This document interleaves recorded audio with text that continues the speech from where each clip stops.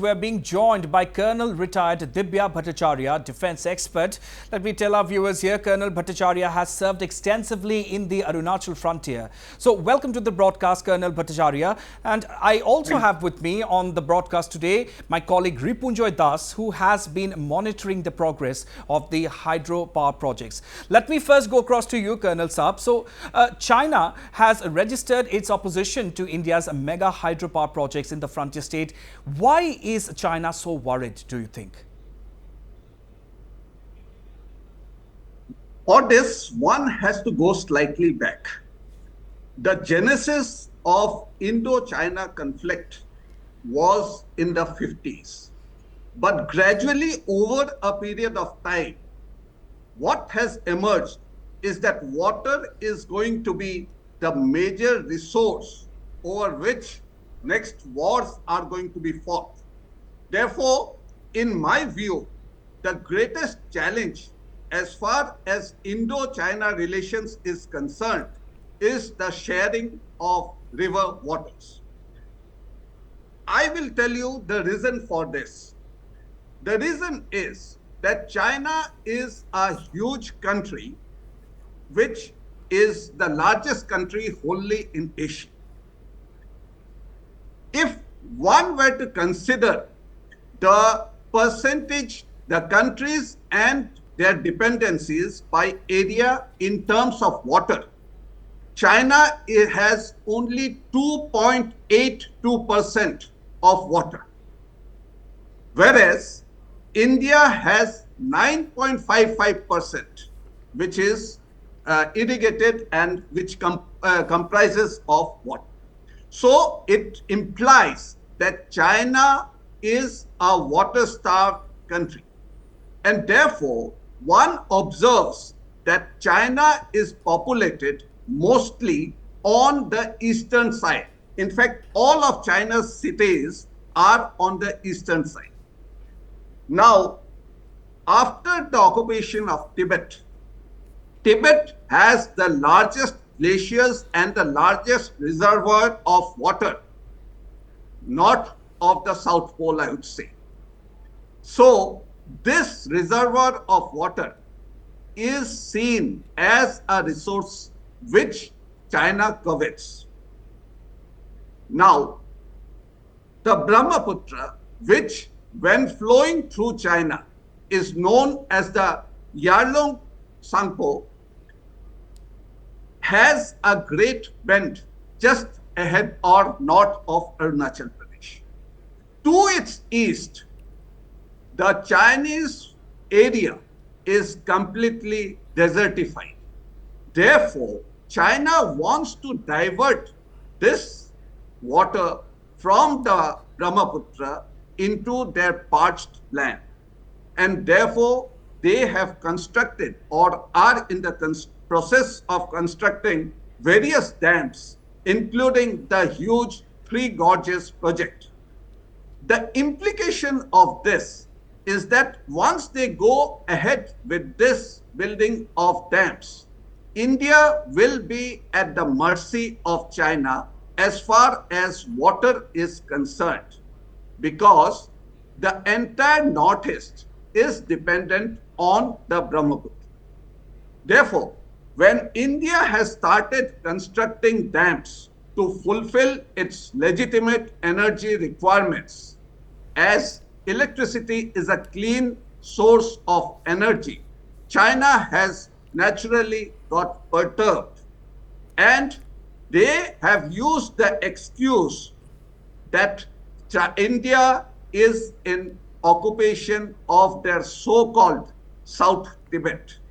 So this is an excuse in which they do not want to share the waters of the Brahmaputra with India and wants to use it as a weapon of, if I may so say so, as a weapon of war.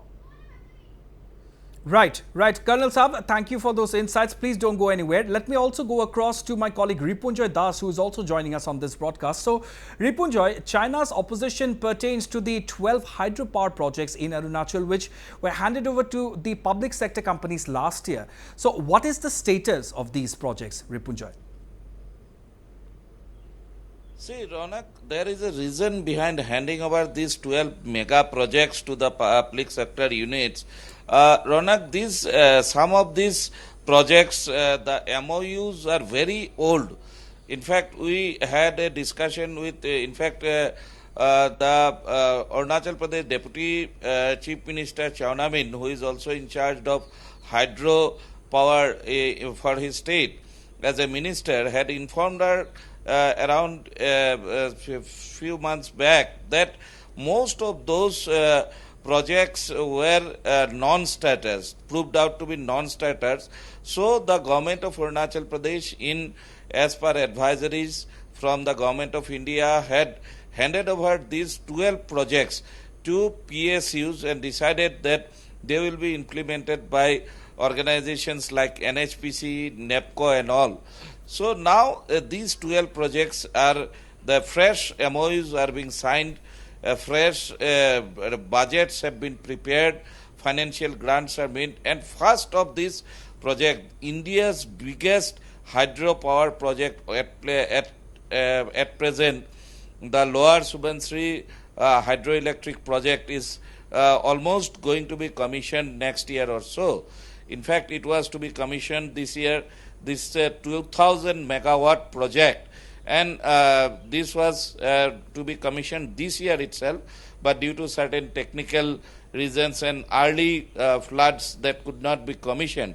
And likewise, the other projects, including this which we are talking about, this 11,000 megawatt project is coming up at Geku in Upper Siang district, which is just lower to Yingkiong on the Siang River.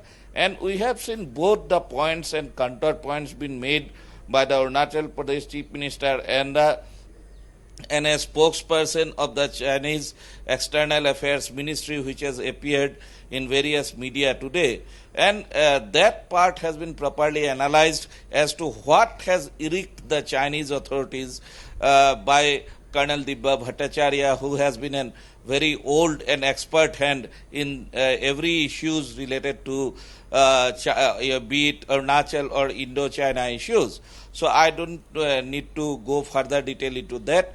But yes, definitely, Ronak, these 12 projects, mega projects, hydropower projects, if they are to come, definitely this will be a major challenge to the Chinese authorities, due to which they time and again try to demoralize the Indian establishment, the government of Arunachal Pradesh, so that they do not think of this kind of projects in our own country, our own state. And what kind of a comment, see, there have been repeated objections by the Indian authorities on Chinese claim upon Arunachal Pradesh. Yet, Right. They have not learned their lessons. They have continued to claim Arunachal as a part of South Tibet, and today also this issue has come up. Absolutely. That India cannot do or plan anything on Arunachal Pradesh. Absolutely. So, Ronak. on that note, once again coming back to you, Colonel Saab, the focus, as we said, is also on the multipurpose Upper Siang project. So, this project, as we know, is aimed at saving the Siang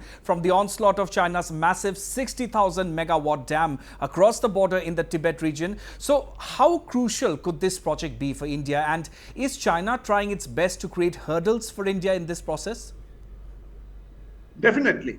The Upper Siang Multipurpose Project is one of the most ambitious projects undertaken by India.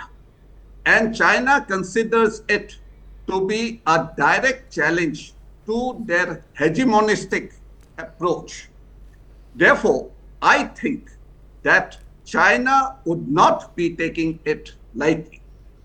India has to counter this both through diplomatic means and also by making it clear to the Chinese that what we do in our own territory is our business, and we are improving the conditions of our people, because this Siang multipurpose project will also help improve the local economy.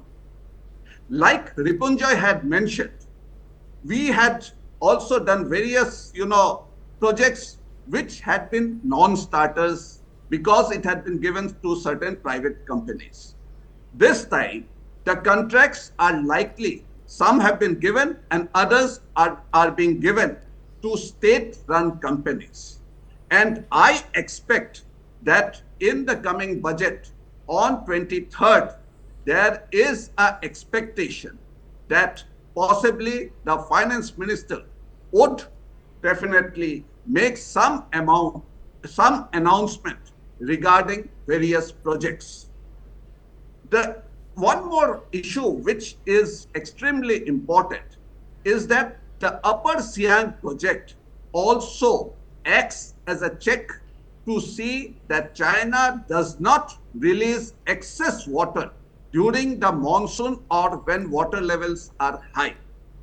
And the second aspect is that when there is less of water, they would definitely try to keep water at their side.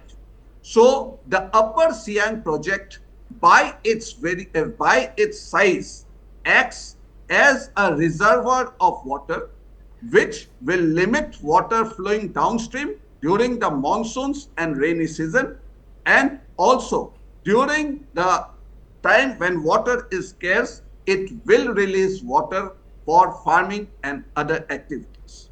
Therefore, it has three major purposes. One is the production of electricity, which will be latched on to the national grid, which will be given to the national grid, thus giving the local economy a boost, getting in money to the Arunachal Pradesh government. Second would be that it acts as a bulwark against the Chinese by acting as a reservoir. And third, of course, it helps in the irrigation aspect.